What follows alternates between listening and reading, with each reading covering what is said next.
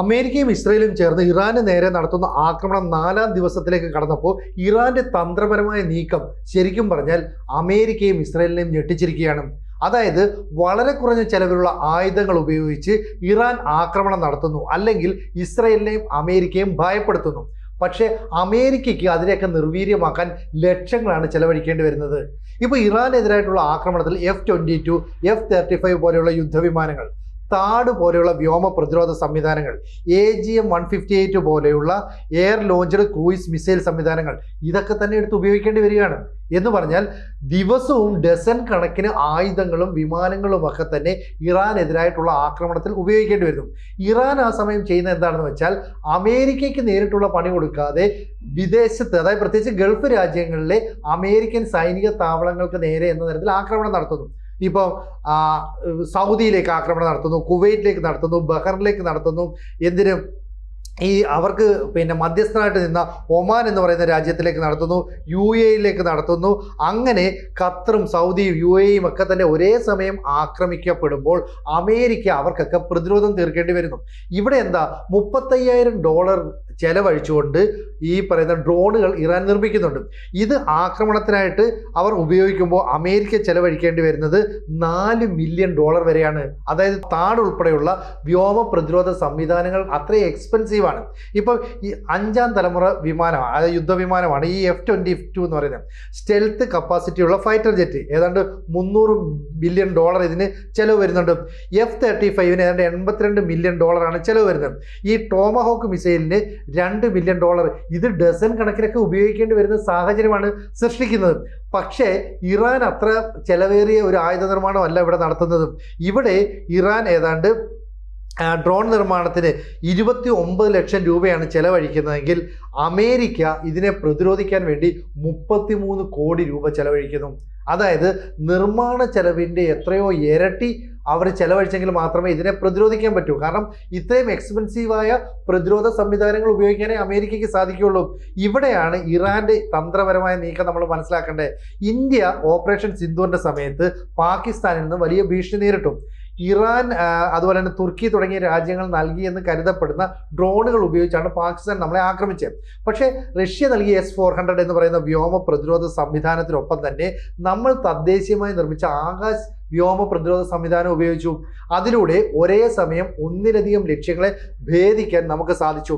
അതുകൊണ്ടാണ് ഈ പറയുന്ന തുർക്കി നൽകിയ അല്ലെ ചൈന നൽകിയ ഡ്രോണുകളുടെ ആക്രമണമൊന്നും ഇന്ത്യക്ക് ഏശാതിരുന്നത്. അപ്പോൾ എത്രയും വലിയ വ്യോമ പ്രതിരോധ സംവിധാനം ഉണ്ട് എന്നതിലല്ല, യുദ്ധതന്ത്രങ്ങൾ എങ്ങനെ സമർത്ഥമായി ഉപയോഗിക്കാം എന്നതിലാണ് ഒരു രാജ്യത്തിൻ്റെ മിടുക്ക്. ഇപ്പം നഷ്ടങ്ങളുടെ കണക്കെടുക്കുകയാണെങ്കിൽ ഇസ്രയേലിനും അമേരിക്കയ്ക്കും വലിയ നഷ്ടം എടുത്തു പറയാനില്ല. ഇറാനാണ് വലിയ നഷ്ടമുണ്ടായത്. പക്ഷേ അവരുടെ ആയുധങ്ങൾ നശിപ്പിക്കാൻ വേണ്ടി കോടിക്കണക്കിന് രൂപ അമേരിക്കയ്ക്ക് ചെലവഴിക്കേണ്ടി വരുന്നു. ഏതാണ്ട് ഒരു ദിവസം 6000 കോടി രൂപ വരെ അമേരിക്കയ്ക്ക് ചെലവായി എന്നാണ് പുറത്തു വരുന്ന കണക്കുകൾ. അത്രത്തോളം ആയുധങ്ങൾ ഉപയോഗിക്കുന്നു. ഇപ്പോൾ വളരെ കഷ്ടപ്പെട്ടാണ് ഒരു ഡ്രോൺ നിർമ്മിക്കുന്നത്, വളരെ കഷ്ടപ്പെട്ടാണ് മിസൈൽ നിർമ്മിക്കുന്നത്. പക്ഷേ ഇത് നശിപ്പിക്കാൻ ഉപയോഗിക്കുന്ന വളരെ ചുരുങ്ങിയ സമയം മതി. അങ്ങനെ ചുരുങ്ങിയ സമയത്തിൽ നശിപ്പിക്കുമ്പോൾ അതിനെ റീപ്ലേസ് ചെയ്യാൻ ഏതാണ്ട് 8 മാസം വേണ്ടി വരും. അതായത് ഇറാൻ ഒരു ദിവസം 2500ഓളം ഡ്രോണുകളാണ് അമേരിക്കയ്ക്കും ഇസ്രയേലിനും അതുപോലെ തന്നെ ഗൾഫ് രാജ്യങ്ങൾക്കുമെതിരെ തൊടുത്തുവിടുന്നത്. ഇതിനെ പ്രതിരോധിക്കാൻ താഡ് ഉൾപ്പെടെയുള്ള വ്യോമ പ്രതിരോധ സംവിധാനങ്ങൾ ഉപയോഗിക്കേണ്ടി വരുമ്പോൾ ചെലവ് കൂടുതലാണ്. അങ്ങനെ സംഭവിക്കുമ്പോൾ അമേരിക്കൻ സമ്പദ് വ്യവസ്ഥയെ അത് ബാധിക്കും. മാത്രമല്ല അമേരിക്കയുടെ ഈ ആയുധ കലവറയിലെ ശേഖരത്തിൽ വലിയ കുറവുണ്ടാവുകയും ചെയ്യും. നമുക്കറിയാം, നേരത്തെ ഇസ്രയേലും ഇറാനും തമ്മിലൊരു 12 ഡേയ്സ് വാർ ഉണ്ടായി.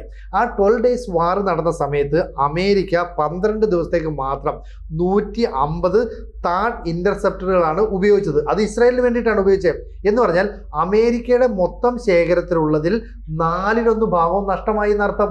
ഇവിടെയും അതിന് സമാനമായ കാര്യങ്ങളാണ് ഇറാൻ ചെയ്തു കൂട്ടുന്നത്. അപ്പം അമേരിക്കൻ സമ്പദ് വ്യവസ്ഥയ്ക്ക് വലിയ ഇടിവുണ്ടാകുന്നത് അവിടുത്തെ ജനങ്ങളിലും വലിയ എതിർപ്പുണ്ടാകുന്നുണ്ട്.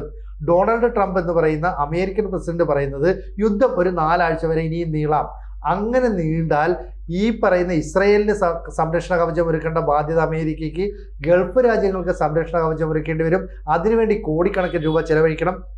ഇതിനിടയ്ക്ക് ഏതെങ്കിലും യുദ്ധവിമാനങ്ങൾ തകർന്നാൽ ഉണ്ടാകുന്ന നഷ്ടം, ഇപ്പം F-15 പോലെയുള്ള ഒരു യുദ്ധവിമാനം തകർന്നപ്പോൾ 1000 കോടി രൂപയുടെ നഷ്ടമാണ് അമേരിക്കയ്ക്ക് ഉണ്ടാകുന്നത്.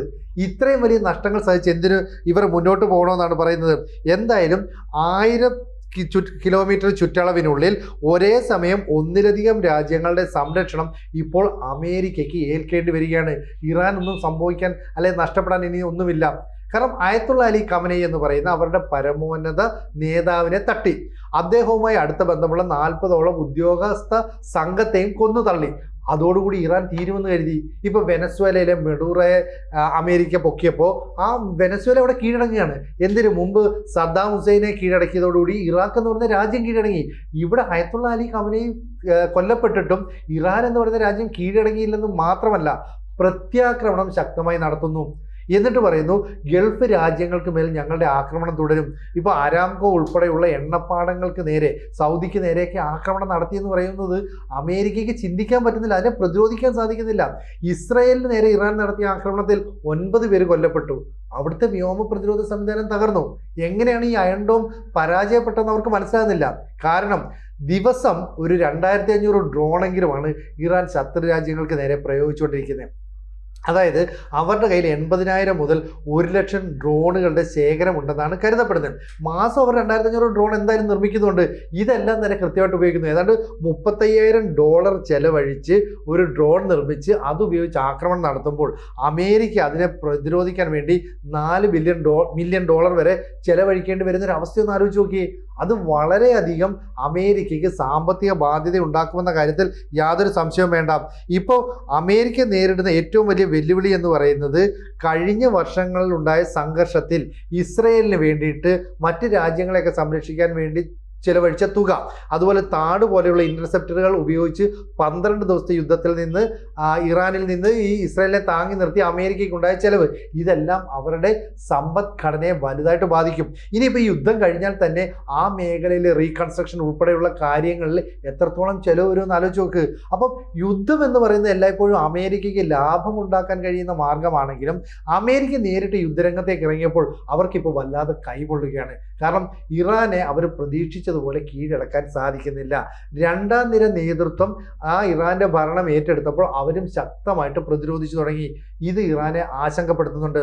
മാത്രമല്ല പാകിസ്ഥാനെതിരെ ഇന്ത്യ നടത്തിയതുപോലെയുള്ള യുദ്ധതന്ത്രങ്ങൾ കൃത്യമായിട്ട് നടപ്പാക്കാൻ അമേരിക്കയ്ക്ക് കഴിയുന്നുമില്ല. എവിടെയൊക്കെയോ ഇറാന് മുമ്പിൽ അമേരിക്ക പാളിപ്പോകുന്നു.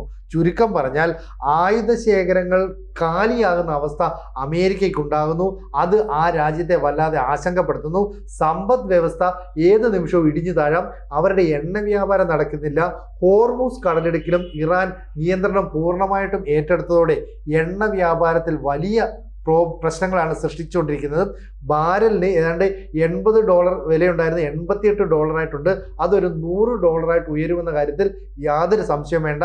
അത് അമേരിക്കയ്ക്ക് നൽകുന്നത് കനത്ത തിരിച്ചടിയാകുമെന്നാണ് ഇപ്പോൾ പുറത്തു വരുന്ന റിപ്പോർട്ടുകൾ സൂചിപ്പിക്കുന്നത്.